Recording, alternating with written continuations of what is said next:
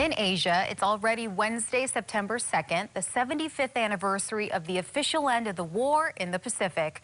The Articles of Surrender were signed on the starboard deck of the USS Missouri. Pamela Young talks to a former Marine who witnessed a historic moment. 95-year-old Jerry Peterson was scheduled to arrive in Honolulu this past Sunday before that Southwest flight of mainland veterans was canceled. He says that moment on the Mo changed his life. Silence. That's what Marine Corporal Jerry Peterson remembers, packed in tight with his shipmates on every square inch of Mighty Mo's decks. There was no celebration of any kind. Here suddenly we're seeing generals and admirals, and part of the feelings was the excitement of, yes, hey, it's all coming to a close. Peterson says he was close enough to see the limping gait of Japanese Foreign Minister Mamoru Shigemitsu and the tremor of General MacArthur's hand as he signed the instrument of surrender. I was there wondering, and so what do we do now? Especially, we've been notified that we dropped this bomb and we destroyed the city.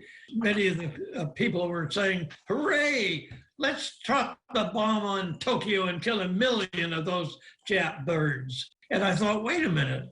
And that night, in the quiet of the night, I went up to the very bow of the ship. It was dark, it was quiet, there was nobody around, and I cried. And I thought, what is happening to everybody? What's happening to me? I've lost my humanity. My decision that day was to decide to become a peacemaker. I became a minister. I was a pastor of a Lutheran church. My life was determined by the challenge General Douglas MacArthur threw at us that day. He said, war is not just the absence of peace. Peace is the place where life in its fullness is lived out. Peace is a place where life in its wholeness is lived out. Jerry Peterson says that's what he and his shipmates fought and died for, a goal America has yet to achieve until future generations recognize and embrace its worth. Jerry Peterson just celebrated his 95th birthday. He says he plans to be on the deck of the Mo 5 years from now to celebrate his 100th birthday and the 80th anniversary of that day that changed his life. Bridget?